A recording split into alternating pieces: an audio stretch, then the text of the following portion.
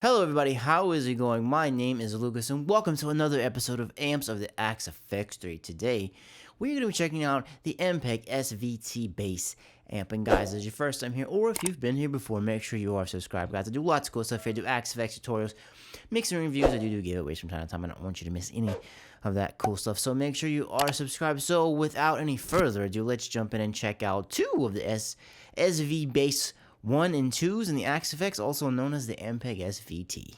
So the main difference between the SV Bass 1 and SV Bass 2, as it's called in the Axe FX, is mainly just when they were modeled. So the first one was modeled in the Axe FX 2.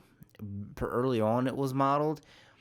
This is the Axe FX Wiki. There's not that much information about exactly when it was modeled, but the second one is channel 1 of a 1970 Ampeg SVT with 6550 power tubes and the mid-range switch to position 3.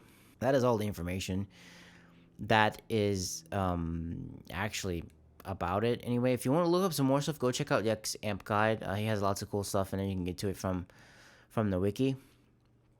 So let's jump in and let's check it out. So I got my little setup here.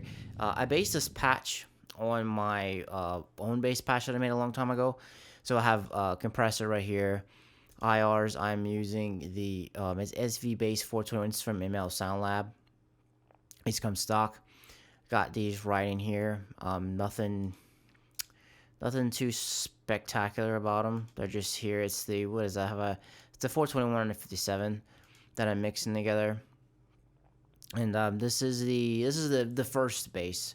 The first SV bass one, so the one from the Axe FX, Axe FX 2, using a Schecter Damon 5-string stealth bass.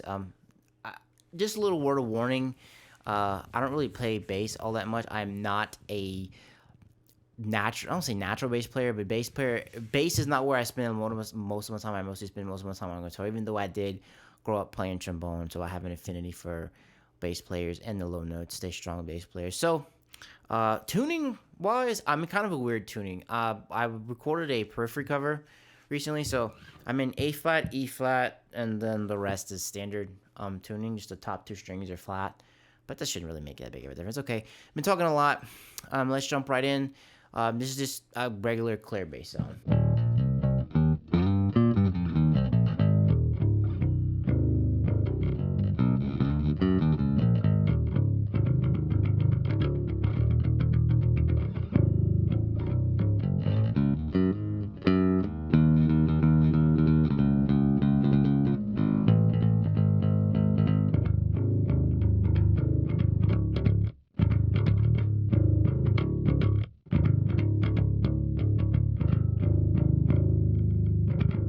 As you can see, in Axe Edit, I have a ton of headroom going on right here. I put the bright switch on. I didn't even mess with the EQ.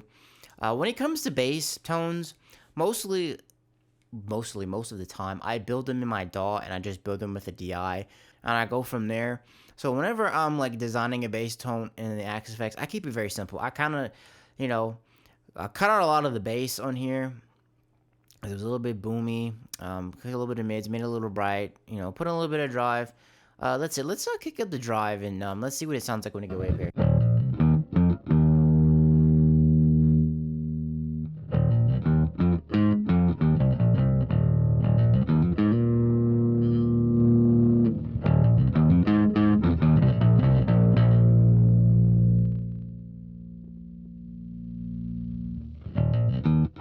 They get very clean, so you're not going to get any breakup or anything like that. They're obviously, most bass amps are just clean driven machines. Let's go over to the second one. Now, I want you to look at the levels right here. So the second Ampeg amp is a lot louder. It has a lot more aggression in it, I guess you could say. And it has a lot more balls. It has a lot more low end in it too. Because as you can see here, I took off all of the bass on here. Same cabs, literally same everything. The only thing we're changing is just the amp itself. And look at the level difference right here. I wanted to show you that. Look, the level difference is insane.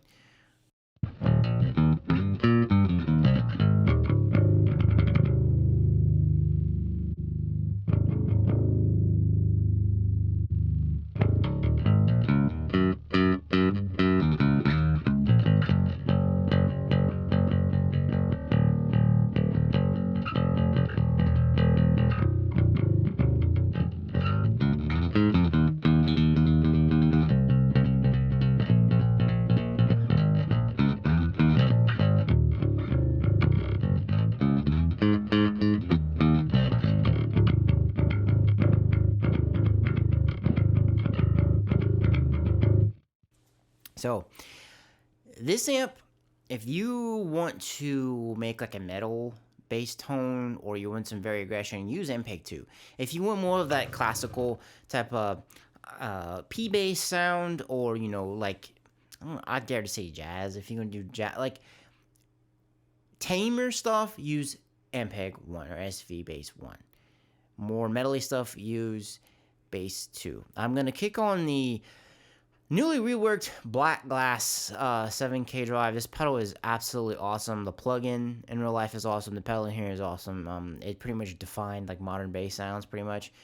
Cliff added the grunt knob in here, and he redid it a little bit. Long story short, I think it was something about like the reference pedal wasn't working right, and basically he remodeled it, so it's a lot cooler now. Let's see what it sounds like.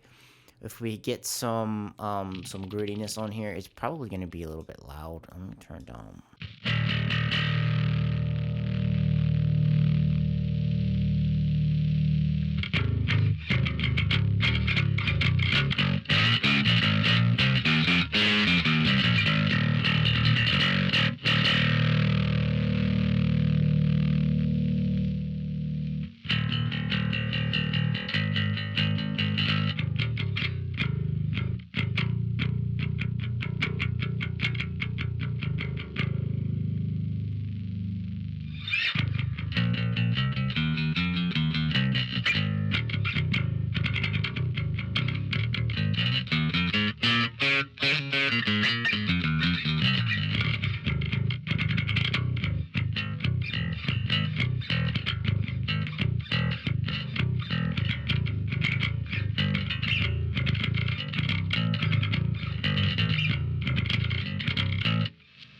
Now, the XFX actually does bass very well.